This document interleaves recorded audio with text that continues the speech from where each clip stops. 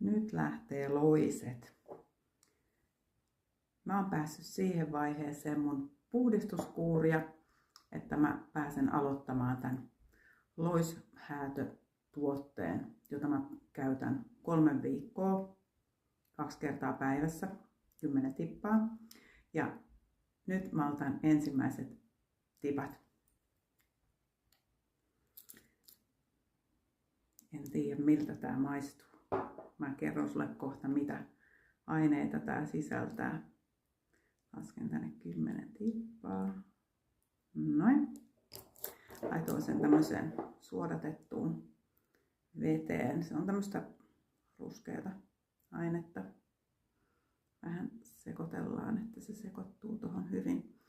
Tässä on siis neilikkaa, inkivääriä, koiruohoa, happomarjapensasta, jusuhedelmää ja lunta taas tuolta, mustapähkinää. Näistä aineista tehty. Kaikki on luomua, erittäin puhtaita luonnon tuotteita.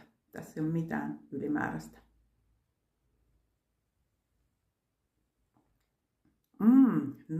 Tää oli hyvää. Itse mä niin tykkään tästä detoksista, koska siis oikeasti nämä kaikki tuotteet maistuu hyvältä tai vähintään niin kuin neutraalilta. Mutta tää oli siis oikeasti hyvää. Vitsit. Mä saan 3 viikkoa käyttää tätä herkkua. Tää siis poistaa loiset, larvat ja loisten munat.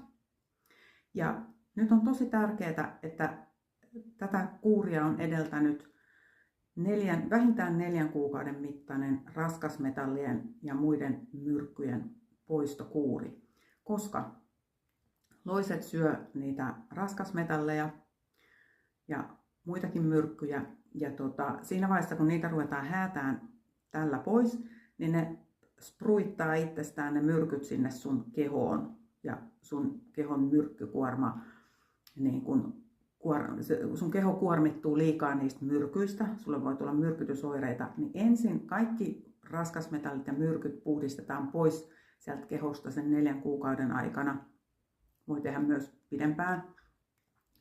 Mutta just se, että sitten kun lähdetään niitä loisia häätään, niin että sinne ei tule hirveätä myrkkykuormaa. Ja samaan aikaan, kun mä käytän tätä, mä käytän myös niitä muita detox-tuotteita, eli sitä klinoptiloliittizeoliittia nanokokoisena, joka puhdistaa solutasolta, ja sitten sitä toista, joka puhdistaa ruoansuotuselimistöstä nämä. Eli mä jatkan näiden käyttöä.